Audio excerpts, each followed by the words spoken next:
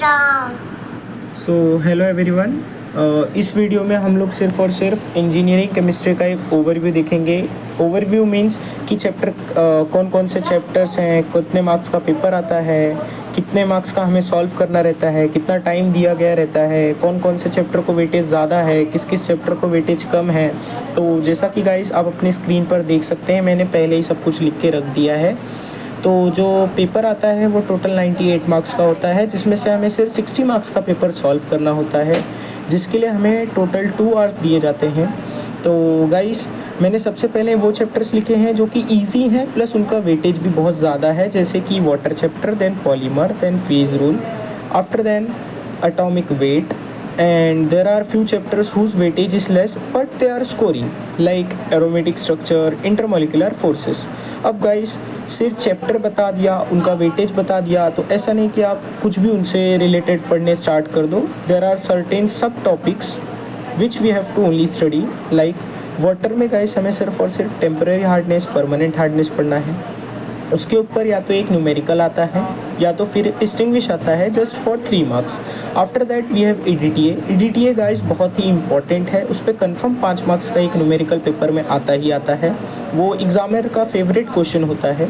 After that we have COD and BOD. इसके लिए भी सेम गाइस 3 मार्क्स के लिए या तो डिस्टिंग्विश बिटवीन, डिफरेंशिएट बिटवीन या तो फिर एक numerical. After that we have membrane filtration method. Guys ये बहुत ही इंपॉर्टेंट है बिकॉज इसमें ये 3 मार्क्स के लिए एक क्वेश्चन ज़रूर आता है। या इसमें 3 टाइप्स हैं, एक है रिवर्स ऑस्मोसिस, दूसरा है मेम्ब्रेन फिल्ट्रेशन, दूसरा मेम्ब्रेन फिल्ट्रेशन नहीं है, दूसरा आपका इलेक्ट्रो फिल्ट्रेशन है और यू कैन से इलेक्ट्रो डायलिसिस। जैसे हमने अगर किसी को बायो होगा तो उसने हेमियोडायलिसिस पढ़ा था, सिमिलर इलेक्ट्रोडायलिसिस है, बट यहाँ पर चीज़ें थोड़ा उल्टा है। यहाँ पर हम थ्रू इलेक्ट्रॉन्स के लिए हम लोग उसको पढ़ेंगे, यू कैन से करंट सप्लाई करके उसको जब हम स्टार्ट करेंगे चैप्टर तब देखेंगे। तो मेम्ब्रेन फिल्ट्रेशन में बस आपको इतना याद रखना है कि तीन सब टॉपिक्स आपको उसमें पढ़ना है। एक है रिवर्स ऑस्मोसिस, दूसरा है electrodialysis and third one is you can से अल्ट्रा फिल्ट्रेशन। इसमें से एक क्वेश्चन 3 मार्क्स के लिए कंफर्म आता है। ज़्यादा चांसेस रिवर्स ऑस्मोसिस और अल्ट्रा फिल्ट्रेशन के रहते हैं। After then we have ion exchange method. Guys ये 5 मार्क्स के लिए या तो 3 मार्क्स के लिए कंफर्म शॉर्ट नोट इस पे लिखने को आता ही आता है। After that second chapter that is our polymer. Polymer में गाइस हमें टाइप्स ऑफ पॉलीमर पढ़ने होते हैं, जैसे buna S, buna N. Then we have another types of polymer like you can say polythene हो गया, पॉलीस्टाइरीन हो गया, पीवीसी हो गए, ये सब टाइप के पॉलीमर्स हमें पढ़ने होंगे। बेसिकली यू कैन से जो हमने 12th चैप्टर में जितने पॉलीमर्स पढ़े थे उनका बस आपको एक बार क्विक रिवीजन लेना पड़ेगा। After than we have compounding of plastic. Guys अब कंपाउंडिंग ऑफ प्लास्टिक ये कंफर्म 5 मार्क्स के लिए पेपर में आता ही आता है, 3 मार्क्स के लिए भी आते हैं। इसमें जैसे 7 सब टॉपिक्स होते हैं, 7 स्टेप्स होते हैं, उनमें से कोई भी अगर एक स्टेप एग्जामिनर देगा तो वो 3 मार्क्स के लिए देगा। Then we have fabrication of plastics, ये भी गाइस 5 मार्क्स के लिए कंफर्म आता है। Then we have synthetic polymers in which we have to study only 2 types, that is Kevlar and PMMA. Guys इनमें से ये दोनों में से कोई एक क्वेश्चन ज़रूर एग्जामिनर देता है 3 मार्क्स के लिए। After that we have distinguish between thermosetting and thermoplastic. It is very easy distinguish between, so you can expect here that you can score out of marks in water and polymer if you study according to what I have told you। Then we have phase rule. अब guys phase rule में कुछ pre रिक्विसाइट्स हैं, जैसे phase क्या होता है, component क्या होता है, डिग्री ऑफ फ्रीडम क्या होता है।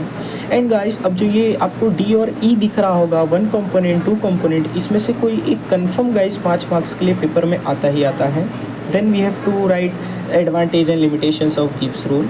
फिर उसके बाद गाइस अब हम डिस्कस करेंगे एरोमेटिक सिस्टम। तो गाइस एरोमेटिक सिस्टम में हकल्स रूल आता है, एरोमेटिसिटी आती है, structure and bonding of benzene and pyrrole आता है।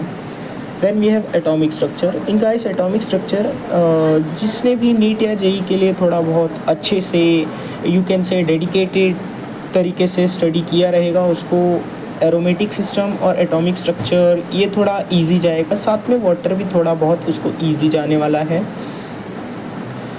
एटॉमिक स्ट्रक्चर में हमें एटॉमिक ऑर्बिटल्स के बारे में पता होना चाहिए। देन ऑर्बिटल शेप्स, उनके शेप्स क्या होते हैं, जैसे S, P, D, F, इन ऑर्बिटल्स के डिफरेंट डिफरेंट शेप्स होते हैं। Then we have electronic configurations, then molecular orbital theory, then bonding and anti-bonding orbitals, then molecular diagrams of B2, O2, CO, NO, their bond orders and magnetic properties. Now guys, you will say that I have not discussed intermolecular forces, because guys I would suggest you to skip that chapter. Maybe there will be very less chances that the examiner can ask questions related to intermolecular forces. It's time consuming and it's lengthy as well, but it's also very easy, not that much hard.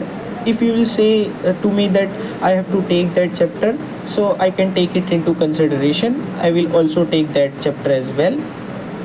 तो guys ये video यहाँ पर ख़त्म होता है। Thank you for listening me. Subscribe, like and share please.